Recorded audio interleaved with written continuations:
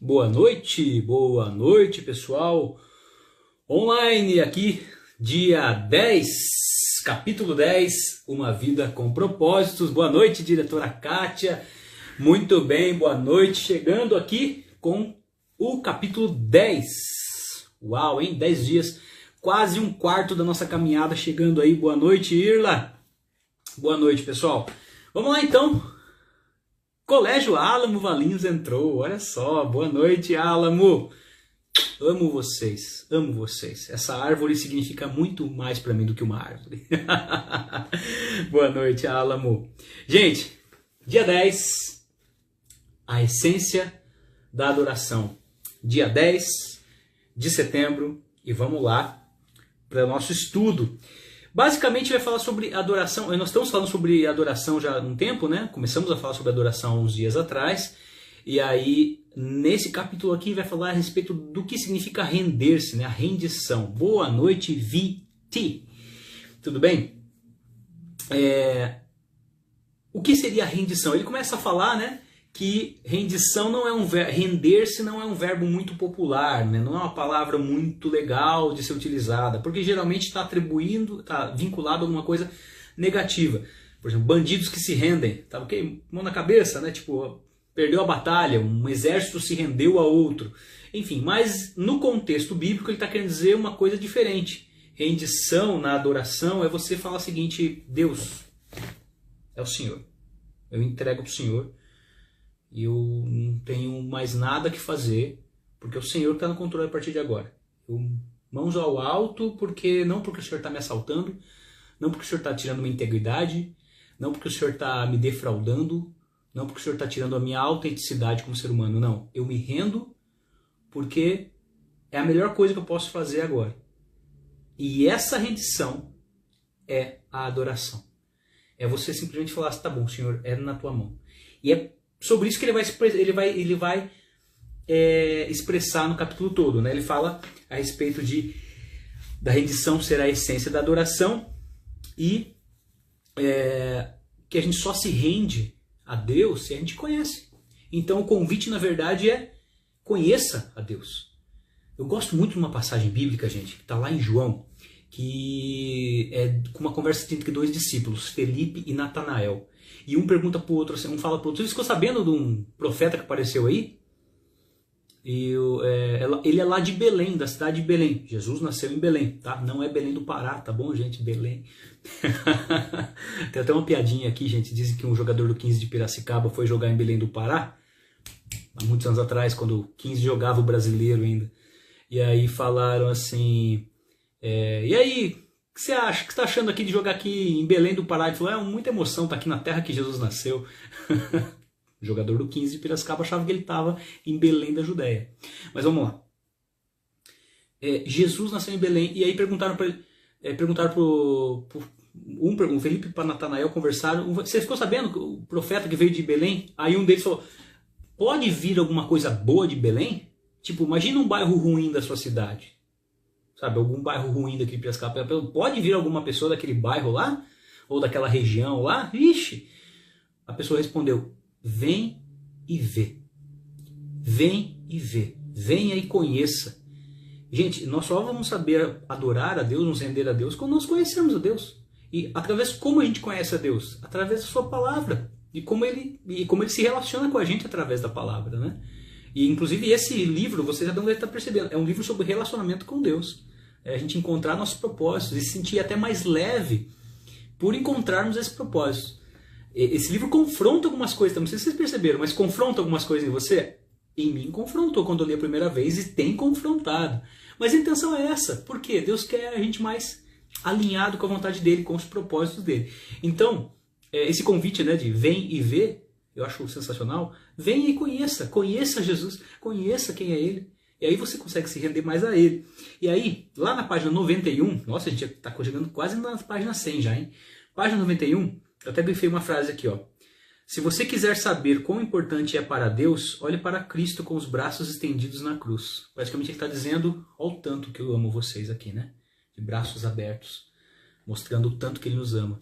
Já é o suficiente para nós crer que nós creiamos e nos entreguemos a ele. E aí, gente, Deus ele poderia simplesmente obrigar a gente a adorá-lo. Só que ele não quer um monte de robô adorando ele. Ele não quer... Eu sempre falo com meus alunos, eu dou aula de educação emocional, né, reflexão cristã para os alunos, eu falo assim, gente, Deus, ele poderia ser um ditador. Ele poderia. Só que ele não seria Deus, ele não seria um Deus de amor. Ele seria um ditador. Há uma diferença muito grande. Ele não obriga.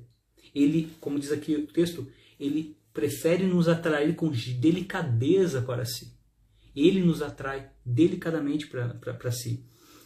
De modo que nós nos ofereçamos voluntariamente. Tem até uma música que fala pela cruz, né? Pela cruz me salvou, gentilmente me atraiu, né? Gentilmente me atraiu e eu, quebrantado, né? A música diz isso. Que nós possamos entender que ele não vai obrigar a gente, vai me adorar, adora aí, passa tudo, a tua adoração aí. Não, gente, é uma coisa voluntária, sai do nosso coração. Né? Ruth Sander Brandolin entrou, salve Rudão, boa noite Rudão, boa noite Patrícia Otilia, lá de Paranaguá, boa noite. Então, Deus ele não vai obrigar a gente a adorá-lo, ele quer que flua espontaneamente, ele não quer um monte de robô dizendo amém, amém, amém, aleluia. E aí, como é que a gente consegue se render? Admitindo também, segundo o livro aqui, as nossas limitações, né? Simplesmente falar, olha, eu sou limitado, eu não consigo. E aí o texto diz aqui, o desejo de ter o controle total é a causa de tanto estresse em nossa vida. Nós queremos ter o controle de absolutamente tudo. E isso é um excesso de bagagem terrível. E aí, gente, levando em conta isso, a gente tem que ter um princípio assim. O que é a gente se render? É deixar Deus ser Deus. Eu não querer assumir as coisas, né? As coisas que queremos que nós sejamos deuses. Não somos deuses. Deus é Deus. Deixa Deus ser Deus na sua vida. Essa frase eu acho muito legal. Eu ouço desde a minha adolescência praticamente. Deixa Deus ser Deus. E você seja você. Tá? Senão a gente fica querendo ser, né? Na página 92 do comecinho ele fala, não somos Deus e nem jamais seremos. Nós somos humanos. É quando tentamos ser Deus que acabamos mais parecidos com Satanás, que desejou a mesma coisa. Olha que perigoso isso. Lembre-se da história lá. Lúcifer, né? Era um anjo de luz, tal. Ele desejou ser como Deus. E caiu e com o rabo dele arrastou 1/3 dos anjos todos, né? Se nós queremos tomar o lugar de Deus, nós corremos o risco de nos parecermos, né? Não vou nem ficar falando muito disso, já deu para entender o recado, né? Seguindo aí, o que significa rendição, né? Nessa parte aí eu grifei essa seguinte frase. Não significa desistir do raciocínio lógico. Deus não desperdiçaria a mente que ele concedeu. Aí que ele completa com essa frase. Deus não quer ser servido por robôs. E aí que a gente entra numa coisa interessante de se falar também. Quando nós interpretamos que... quando nós... Peraí, deixa eu silenciar isso aqui que tá mensagem chegando. Só um segundinho, gente. Pronto. Pronto, vamos lá.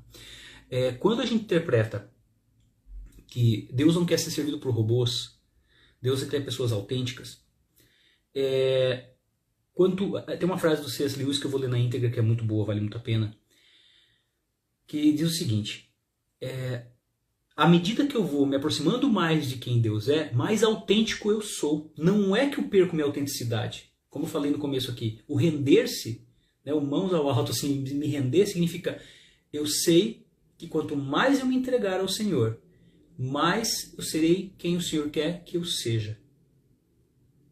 Faz sentido? Nós vamos encontrar a nossa autenticidade como cristãos, como filhos, como pais, como esposo, esposa, como funcionários. Nossa identidade vai se formando mais, eu não gosto de falar forte, mas digamos com mais autenticidade mesmo. Tá? Nós acabamos sendo mais nós mesmos, nós acabamos tendo mais autenticidade. A frase do C.S. Lewis, até coloquei aqui, coloquei uau aqui. Quanto mais deixamos que Deus assuma o controle sobre nós, mais autênticos nos tornamos, pois foi Ele quem nos fez. Ele inventou todas as diferentes pessoas que eu e você tensionávamos ser.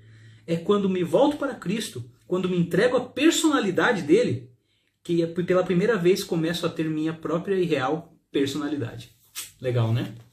Vamos seguir então. Daí ele fala sobre Pedro, gente. Pedro, ele se rendeu. Por quê? Pedro, gente, como é que... Não sei se vocês lembram, quando tem essa referência.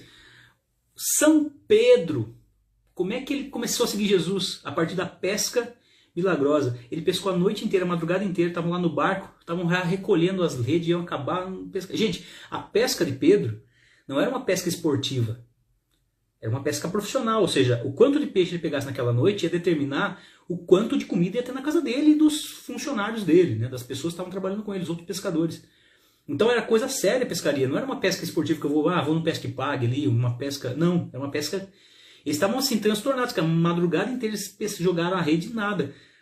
Mas teve uma hora que Pedro falou, tá bom, olha, Jesus falou, joguem a rede ali naquele canto ali. Jesus falou isso para eles, Pedro falou, olha, a gente pescou a noite inteira, mas sobre a sua palavra eu vou lançar as redes. Mesmo Pedro, sem conhecer Jesus, ele se rendeu às palavras daquele homem. E aí vocês sabem da história, precisou até chamar outro barco para poder puxar a rede, que estava até arrebentando de tanto peixe que tinha. E não era nada comum aquilo. E aquilo lá correu a Judéia toda, enfim, até hoje nós estamos falando sobre essa pesca maravilhosa, e tiveram outras, inclusive, se a gente for ver na Bíblia. Mas enfim, Pedro, ele lançou as redes sobre a palavra de Jesus, ele se rendeu. Aí tem uma frase aqui nessa página 93 que diz: você sabe que já se rendeu a Deus quando depende dele para resolver as coisas, em vez de insistir em manipular as outras pessoas, forçar a sua programação diária e controlar a situação. Renuncie e deixe a Deus trabalhar. Você não precisa estar sempre no controle. Gente, faz isso agora, ó. Faz isso aqui, ó.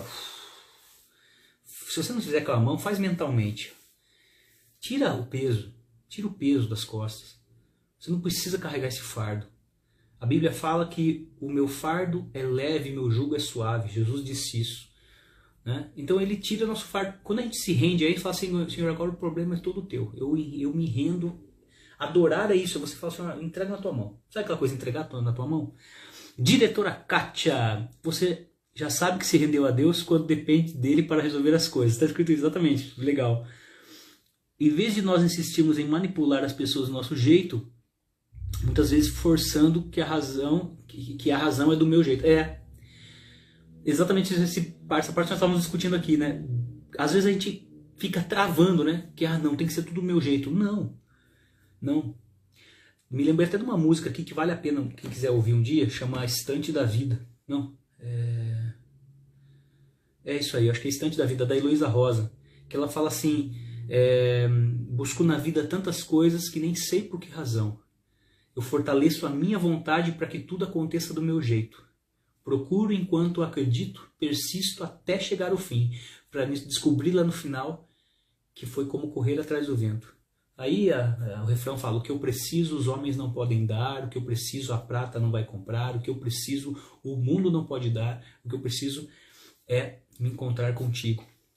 Acabou repetindo, né, Kátia? Mas não, beleza, exatamente, estamos na mesma... Isso aqui é sintonia. Isso aqui está na mesma sintonia. Quero mandar um abraço pro seu filho, inclusive, viu, Kátia? Eu sei que ele deve estar assistindo a gente lá em Tampa, Flórida, né? Ele está lá, né? Ele me mandou, a gente está conversando pelo WhatsApp, ele está acompanhando as lives. Um abraço, viu, Luiz? Que tá lá na Flórida. Gente, essa live tá chegando em lugares que a gente nem imaginava, gente. Quando eu imaginei isso aqui, eu imaginei que estaria só eu online. Eu para mim mesmo. Eu ia fazer para mim mesmo essa live aqui. E tá abençoando tanta gente. Fico muito feliz com isso. Um abraço pro Luiz aí, lá da Flórida. Vamos lá. E também você sabe que se rendeu a Deus quando você não reage mais às críticas e não tem o ímpeto de se defender. Falaram mal de você? Beijinho no ombro pro recalque passa longe, meu amigo. Vida que segue. Não tem aquela coisa de querer se defender, de querer arrumar briga. Deus, o Senhor tá vendo tudo. O Senhor tá vendo tudo. Eu não vou arrumar treta com essa pessoa. Eu não vou. Vou deixar. Acalma meu coração. Sabe? Tem hora que a gente tem que falar assim, Jesus, acalma meu coração, porque tem uma frase muito boa, assim, Senhor Jesus, me dá paciência, não me dá força, porque se der força, eu acabo com a cara dessa pessoa, né? Então, se tem hora que a gente tem que falar, meu Deus, me dá uma paciência, senão tem hora que a gente tem que entregar para Deus. Isso é se render. Se renda a Deus, adore a Deus, fala, Senhor, entrego para o Senhor, senão a casa vai cair. Continuando aqui na página 95, caminhando para o final, eu grifei a seguinte frase: Deus escolheu Maria para ser a mãe de Jesus, não por causa de seu talento, riqueza ou beleza, mas porque ela já havia se rendido a ele. Gente, Maria foi uma das mulheres mais espetaculares que já existiu na Terra, vocês sabem disso. Todos nós sabemos da importância da Maria. Gente, mas é o privilégio dessa menina judia, virgem, de tantas outras meninas que tinham 17 anos ali, aquela faixa faixa etária.